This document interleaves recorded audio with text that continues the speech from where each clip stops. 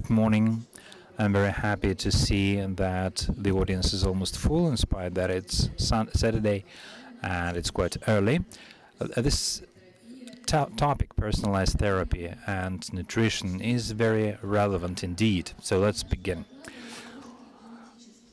Can a genetic screening be a nutritionist's tool? And we'll try to ask and answer that question.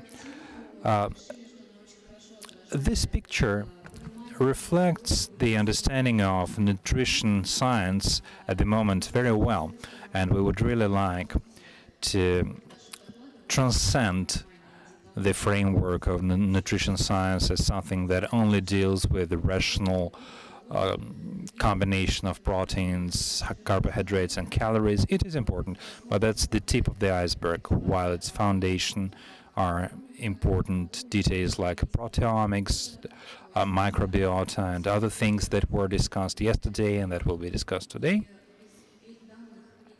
And without these directions, any true personification wouldn't be possible.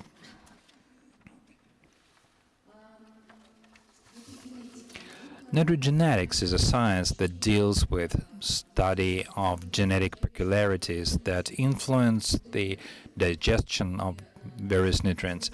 And we would like to say a few words about our genetic test, Atlas, and share the results.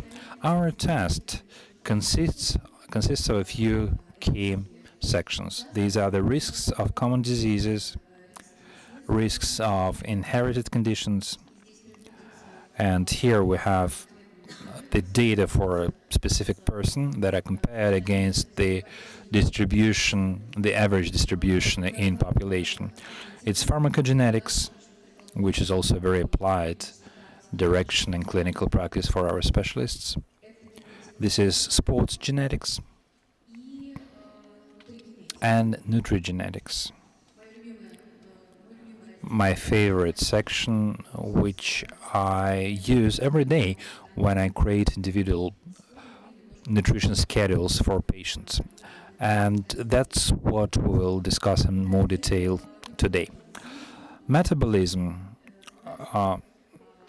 is something that deals with analysis of genes that code for levels of lipid exchange, homocysteine, and we know that heightening of these factors leads to cardiovascular pathology, so it's very important to monitor the levels and to know genetic predisposition for that. My colleague will speak a little bit more about homocysteines today. A very interesting conclusion in this section is the ability of the body to burn fats when the quota of mono non-saturated fat is increased. This is the PPRG gene, and those who have unmutated gene of that, it launches lipolysis, and for these people we ask them to increase the quota of mono unsaturated fats. Another section of nutrigenetics is nutrition behavior and nutrition habits, and here we just show a few details and we'll just name a few of them. One of my favorite factors, I think, is genetic predisposition for bitter taste. People with this trait usually exclude bitter products, for example, bitter vegetables, from their diet, and we understand that these products are necessary for bile metabolism, and when we see this sign, I specifically add bitter products with some additives in the diet. Also, patients with this, they usually eat a lot of sweets with bitter tea or coffee, which is not good because it increases the quota of simple carbohydrates. fast or slow satiety is connected to a FTO gene, and when people have this, we tell the patient why it is important to eat slowly. Few people think about that. Chewing is basically the only stage of digestion that depends on you. Nothing else in your digestion depends on you. You cannot ask your stomach to hold food for 30-40 minutes longer, to use ferments and so on. So that's why it's very important to chew. Snacking, it's connected with leptin hormone. It is not dangerous per se, but an important thing is to have correct snacks. And I usually recommend when early in the day to eat berries and fruit, and in the second in the afternoon, dairy products without any additives. Digestion is extremely important. And tolerance is quite important here. We all see that in our clinical practice. We have to see whether there are gluten intolerance. This is very fashionable these days to have a non-gluten diet, and I can say that most people who do that, they don't really understand why they do it. And it's very important for us to compare clinical complaints and the results before and after monitoring, so as to understand whether this protein should be really excluded or not. Also, we analyze lactose intolerance, and if we see that, we recommend these people to exclude whole milk from their diet, because this is genetic impossibility to digest milk. Well, right now there are no problems with that. There are alternatives like soy milk, rice milk, coconut milk, so our patients do not have any problems. Sometimes acidic milk products, dairy products are also possible, because sometimes people with lactose intolerance can take yogurt or cheese, and it's much easier for them. Alcohol, again, tolerance or intolerance. I hear quite often, why don't I see alcohol in my ration? My patients ask. This is connected with coating of a certain ferment of alcohol dehydrogenase, and the high speed of caffeine metabolization, which is connected to the retaining of caffeine in blood. Depending on our conclusion, we can recommend someone to drink 1 cup of coffee or up to 4 or 3 without any damage to the body. Another important thing are vitamins and minerals. This is connected with decoding and deciphering of the genes that decode the deactivators of vitamins. And if we see such genetic predisposition, it doesn't mean that genetic information has been already implemented. In many cases, this is the implementation depends on the patient, on correct interpretation of result and correct recommendation of the doctor. If we see that a person is predisposed for deficit of some vitamins, we ask this patient to pass additional tests, and after receiving these data, we make recommendations, and we include products that contain the deficient vitamins, and sometimes we add certainly biologically active additives, supplements. Since nutrigenetics is on the edge, on the border of nutrition science and genetics, we cannot give any recommendations without working with at least one other specialist. So one has to be a nutritionist and another geneticist.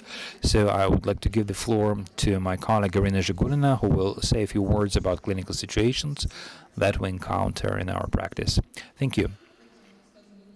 Let me tell you a few words about the folate cycle, because I've been doing that for a long time.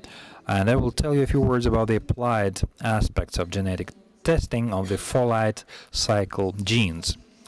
We all know that methylation, DNA methylation, is tightly connected with the expression of various genes, how well information is read from certain sections of the genome, and methylation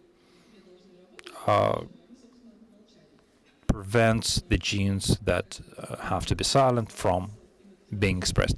So it's also connected to inactivation of X chromosome, which is again important for the stability of genome. So genome stability, impossibility of new mutations, prevention of the movement of transposons, of mobile elements of DNA, and protection from mutations. The importance of folate cycle is large, and genetic disturbances in folate cycle genes are connected to various diseases that can occur starting from birth, like various development deficiencies, up to old age, such as Alzheimer's disease or Parkinson's disease.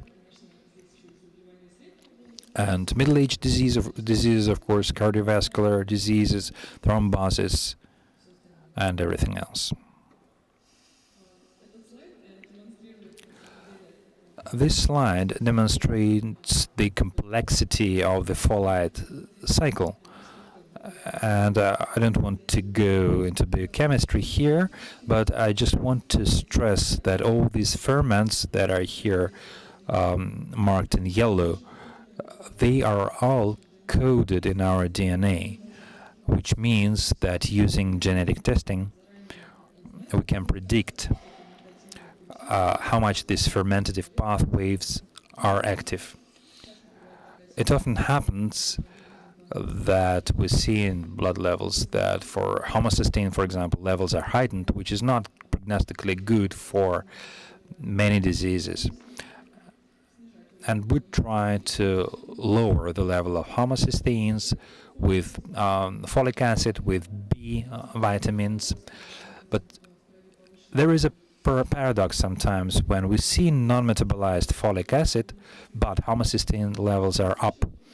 In such cases, it's very important to know the genetic composition to choose the correct metabolic pathway which we can use to lower the level of homocysteines. And that's what we're dealing with when we speak about methylation. So if we know mutations not just in MTHFR, but in other ferments as well, we can prescribe other bioavailable forms of folic acid. 5-methylene tetrahydrofolate, for example. And we can also use B12, vitamin B12 in higher dosages, or methylcobalamin,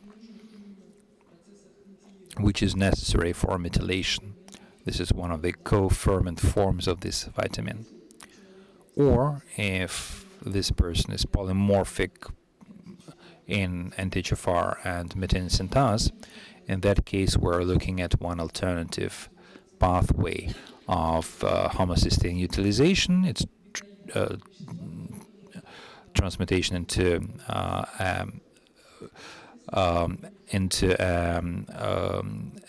substance that was developed from beetroot. In many Europeans, this pathway is working. So we just add beet to the diet, and it helps keep the level of homocysteine on a normal level. And finally, last but not least, is the pathway of utilization of homocysteine through transsulfuration to cysteine and butyron, the most powerful antioxidant of our body. These reactions happen with B6, with the involvement of B6 vitamin. And you have to look at B9, B6, and B12, all the three of them, to keep the methylation on a necessary level. Here we see the report of the patient, which a doctor, any doctor, including a nutritionist, receives, and we see the genes where certain adverse variants are expressed, and the doctor receives recommendations regarding the lowering the level of homocysteine in this patient. I will not be dwelling on this, but this is an example of such report. We also see certain changes in the genes of the folate cycle and in certain transporters of these vitamins. Some people have heightened need of B12, but it's poorly digested, poorly processed by the body. So it's necessary to increase dosage, which is safe and necessary in this case. And the rest the recommendations are similar regarding all other vitamins of the B group. So our conclusion is that the combination of folate and B vitamins is one of the options of personalized approach to prevention of many diseases that can be connected to genetic specificity of methylation. Thank you, Irina. The disturbances of the folate cycle happen quite often, so they're not often expressed when we see a patient. Quite often we don't see it, we don't know a patient has that.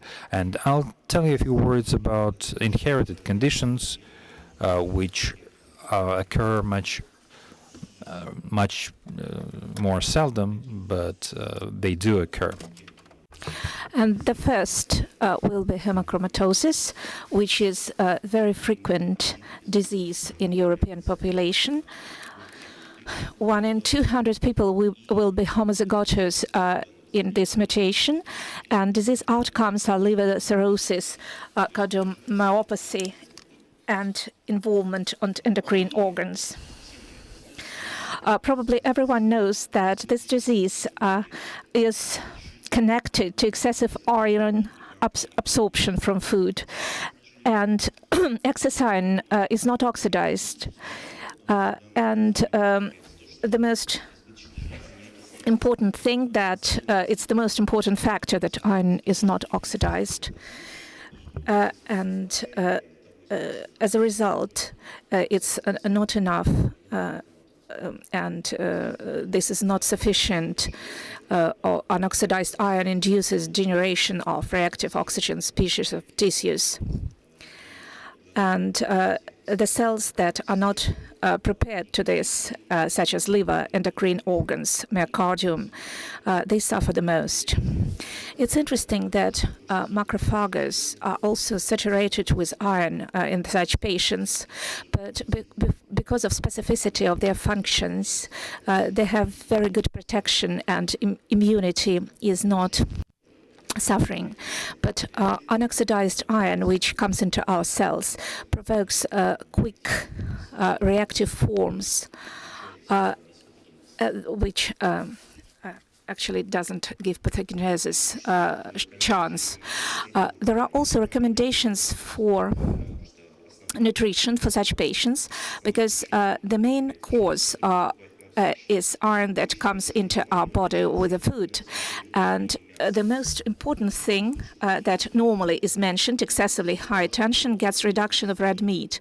Of course, the reduction of red meat in your food is quite important, but it's not the most important factor that we should take into account. Very often, dietologists, gastroenterologists do not give enough attention to the fact that high quantities of alcohol and vitamin C also provokes the disease, because alcohol is in itself a hepatotoxic factor, and also besides, alcohol is connected to high levels of iron in serum of blood of such patients. And then it provokes the development of the disease. And for today,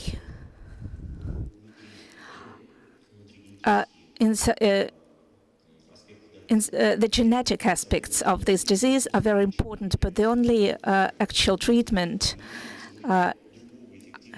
is blood release, because we don't have venesection therapy remains the most effective treatment. Another more rare but also very interesting disease is hemochromatosis.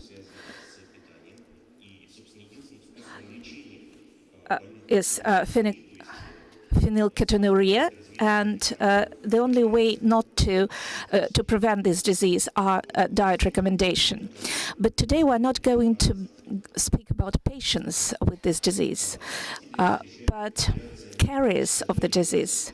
It's just 1% of population, but it's quite a high figure. And it is known that the carriers do not develop disease until certain conditions occur. One of such conditions is pregnancy. The other is aspartame.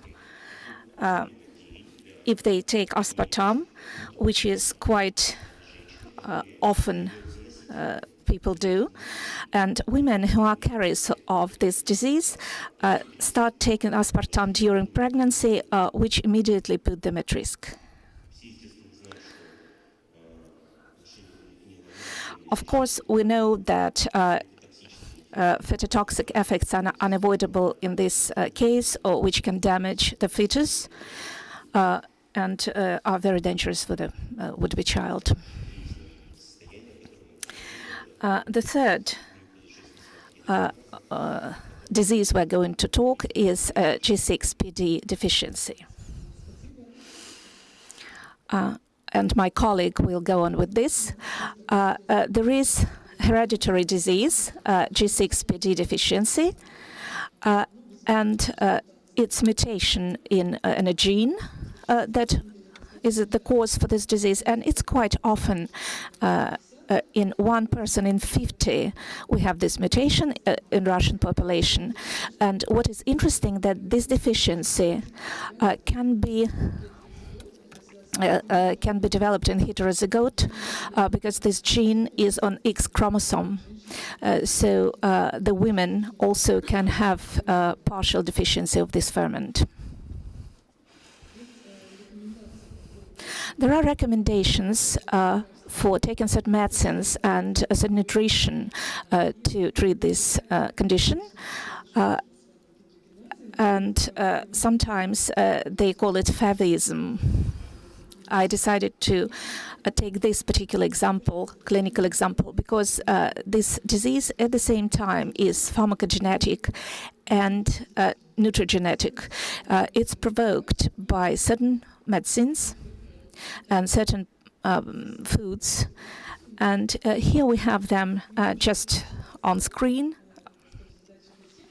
And this scheme that we have on screen at the moment, they aim that to show you that it's the first ferment in the cycle. And I'm not going into detail, but you know that there are certain erythrocytes that can resist the stress because of haloctone, which takes it all the impact. This NADH that is formed during this cycle with the help of this ferment. If we can see here the mutation, the deficiency, then G6PD deficiency, then glutathione is not formed, and then the cell is damaged, and cell membrane is damaged, and then the hemolysis goes faster. Here I wanted to talk about certain consequences to our health, which can be caused by a G6PD deficiency. It could be chronic or acute hemolysis caused by acute infection, and it can be caused by eating fava beans.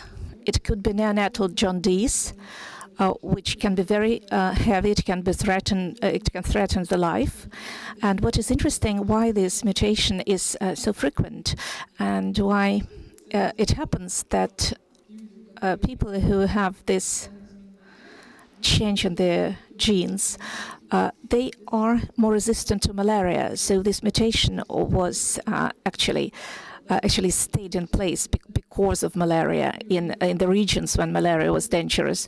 And so we can see that Mediterranean people have a lot of this mutation because malaria was frequent disease there. And also, people who have G6PD deficiency, they have reduced tolerance to epithelial cells and staphylococcus, and they very often have infection diseases. Also, without hemolysis, they develop chronic infections which provoke chronic hemolysis. So they have this pathogenetic vicious cycle. And also, there are certain recommendations for nutrition, and there are many books that describe this nutrition, and they sometimes exclude 100 different products, but it's a myth. In reality, these people have problems because of infection, not because they have menthol or certain coloration in yogurt or whatever. In many books, patients read books themselves, and they sometimes have wrong ideas and even give wrong ideas to their doctors. In fact, such patients should really exclude all fava beans. They are not so well spread in Russia, but in some other countries they are quite frequently taken.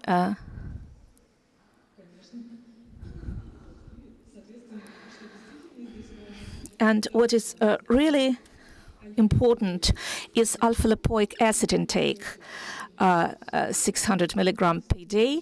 That's something that really improves antioxidant data of people who have G6PD deficiency. Thank you very much, colleagues. It was very interesting and useful. So can the genetic test be an instrument of a nutritionist? Yes, it can be a tool, though probably not the only one, but very important to develop recommendations on nutrition. And our genetic test should be just taken once in any age. There are no limitations except newborn children, where it's just complicated to take the test. But we have two main categories. It's patients, there are patients to whom we adapted the test considerably, and we are learning to talk about complicated things simply. And of course, our other target audience are doctors, because we give them guidelines with deeper explanations how they treat the patients with this or that genetic peculiarities. And there are more than 1,000 articles, mostly published abroad in peer-reviewed journals. So in the last 5 years, it has been done a lot. And if you're interested in this particular development, you can come to our stand and look at this test and ask questions to our specialists. And everyone from our team will, with great pleasure, answer your questions. Thank you.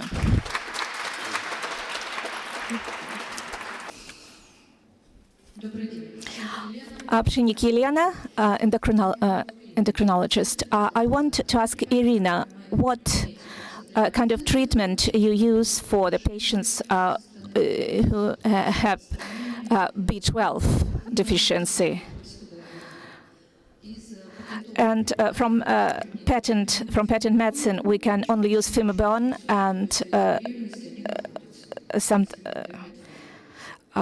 and and also we give metformin. Look, we now talk about non-pregnant women, or it can be men.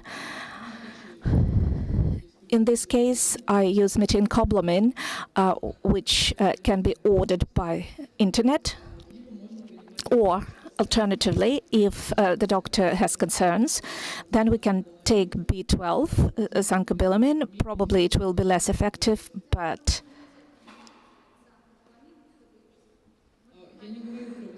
I'm not talking about high dosage. I'm speaking about low dosage intake.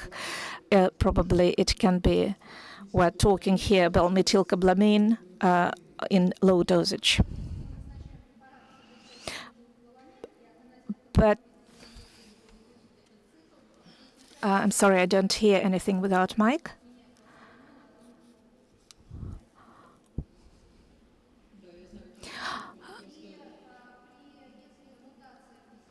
If без микрофона я не слышу. Again, it's off-label, and I'm going to take cautiously about B6 that can induce forming of this ferment. If we have polymorphism, it doesn't mean that it's not active or we can't induce it. But B6 vitamin can actually induce the forming of this ferment, and it is used participating in many chemical reactions. Thank you for a very interesting talk, Natalia, geneticist, about B12. How reasonable is it to give additional vitamin only on the basis of genetic test? Because as far as I know, in full genomic analysis, that tests that were carried out, correlation with polymorphism with a certain level of vitamin, there are many different cases. And there is a great variability in the work of this vitamin. Can we really rely upon this test to start increasing levels of B12? And the second question about lactase deficiency. I don't know how it works in European part, but in Novosibirsk, about 70% of people genetically inclined for such condition, but it's not necessarily developed clinically. Very often they have no complaints. How these two things correlate? In Khabarovsk, there are 99% people who have this condition. What probably additional biochemical tests do you take to correct this? Let's first about B12. Let's start saying that what is our tactics after we have genetic test results. First of all, we can see that there is polymorphism of in genes, methionine synthase and reductase, and at the same time we can see that B12 can not be fully taken. What do? We take blood test and see look at the level of B12 in the blood, and that reflects biochemical level of B12, and because methylmalone acid transformation happens with participation of B12. And if we see during this blood test that there is deficiency of B12, then we know how to correct this deficiency. We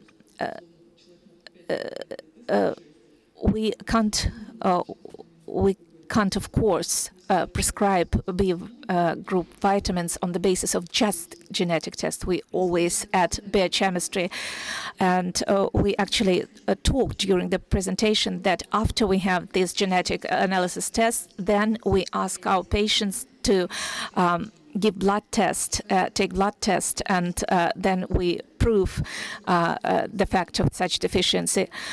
And we didn't do the trial to establish correlation between this genetic and blood test. But if we have information that a person is inclined to have this genetic problem, then we won't provoke his body into developing symptoms, but we try to prevent this. We give him recommendation to limit certain products. Good morning. Thank you very much. My name is Anastasia Arsenyova. I am child's hematologist, and I liked your paper a lot. I have a comment and I have a question. Dmitry mentioned that when we see a patient, we can't know exactly immediately or whether he has any problems with folic acid metabolism. But sometimes we see some patients, actually sometimes we can. There are women, pregnant women who had a lot of miscarriages, and when we see these patients, we always think about this mutation. And my question is iron deficiency and your test.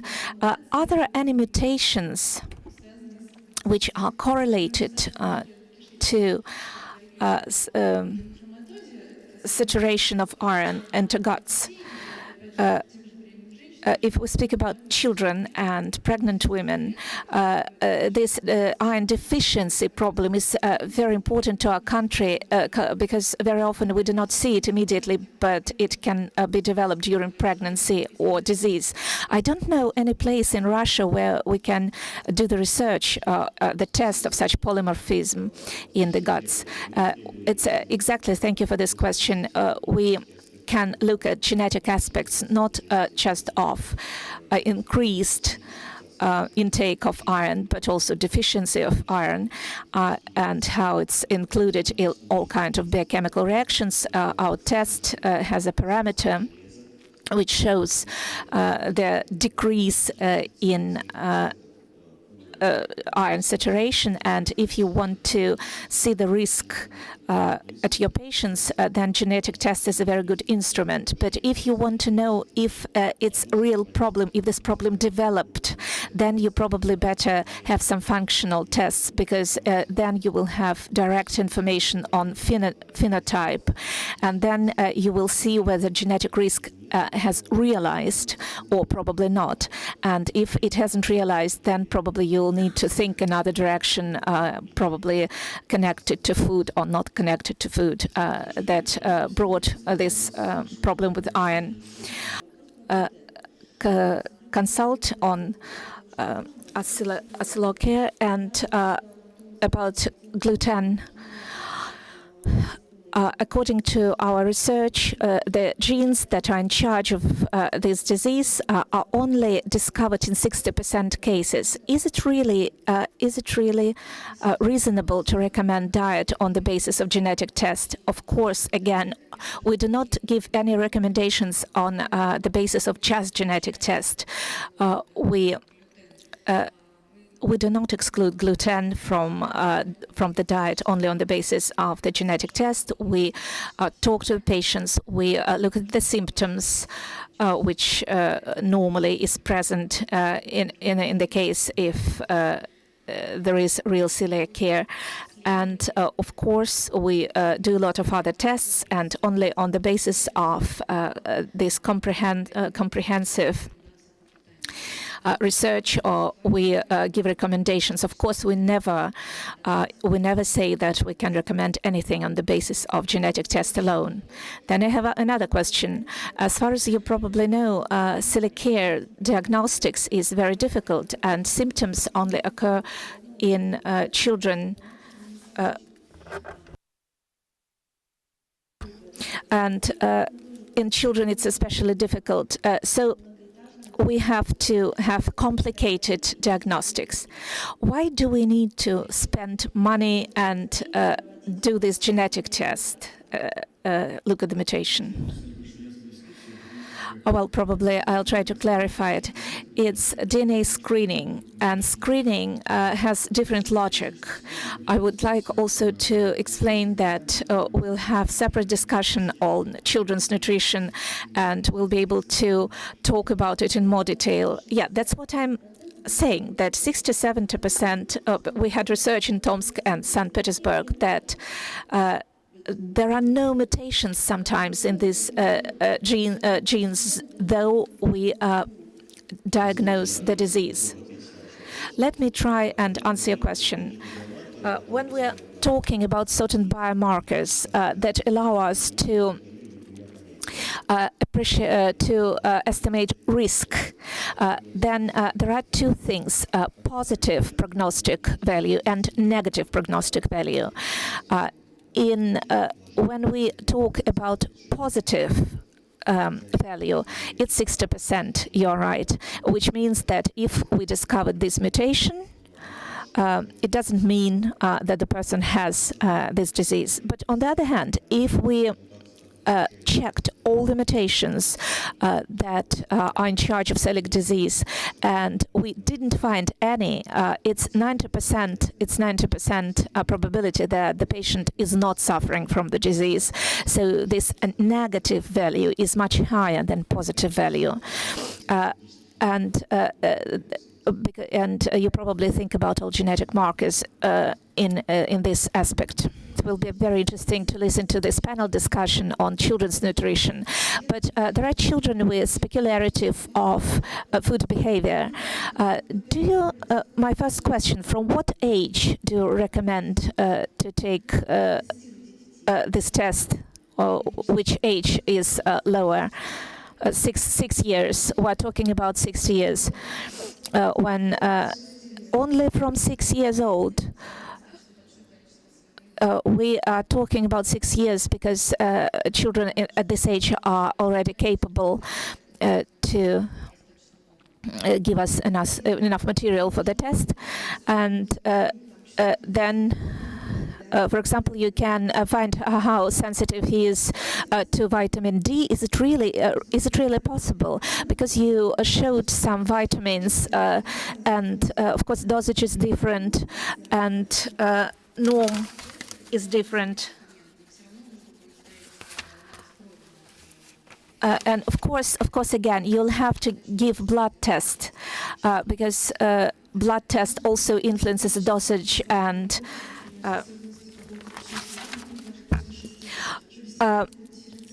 Maybe, for example, there is a gene which is in charge of the child prefers to eat. For example, is there a genetic information which is in charge of preferences, of food preferences of the child? Let's say that every conclusion we give, there are certain links to articles so that every doctor can go there and read the articles and know why we gave our recommendations on the basis of which works, which research. And of course, there are some genetic factors in food preferences, but we always not just look at the test results, but test results are very helpful when we give certain recommendations. Let me add that our stand will have several copies of the report which is aimed at the doctors, and you can look at the list of the factors that are mentioned in this report and what we take into account when we do this genetic testing. Thank you very much for your paper, and I'm interested in the following question. Why B12 deficiency is developing while taking vitamin, and whether the patients, people who are genetically predisposed to the deficiency of B12, be suffering, or there is any other mechanism, and how do we compensate it? Let me answer your question. When we take systematically metformins, we really decrease levels of B12, and many people who have polymorphism in genes, they actually have considerable decrease of B12, which is caused by malabsorption of B12. There is a very simple mechanism, it's just not absorbed. And in this case, we can recommend, recent research showed that we could recommend B12 as injections maybe, or other ways of intake. But we need to compensate B12 to the body without involving guts, because it doesn't make sense to increase dosage because it won't be absorbed anyway. Good morning, with Lagaeva Irina, and I have a question. You said that genetic test is just taken once in a lifetime. I'm not a genetist. Does it mean that it's stable during all lifespan? And are there any research that establish that, well, for example, radiation, let's not speak about it, but there can be changes in our habits, lifestyle, etc. Can it influence somehow our genetic state? It's very often frequently asked question, and I'm going to tell you that our DNA is not changing during our lifetime. Of course, there can be mutations, but they normally are not involving coding part of our genome. And so in 100%, from 100%, only 2% are important to our life. Of course, it's very rough generalization. And very often mutations occur in not important for our life functions, in the parts not important. And of course, we can improve our condition, and I was talking about methylation. Probably I'll talk more about it later, but we can change expression of the gene by nutrition, and we can manage our health, but DNA is the same. It's stable. That's why genetic test is sufficient if we take it once in a lifetime, because no considerable changes are going to occur anyway.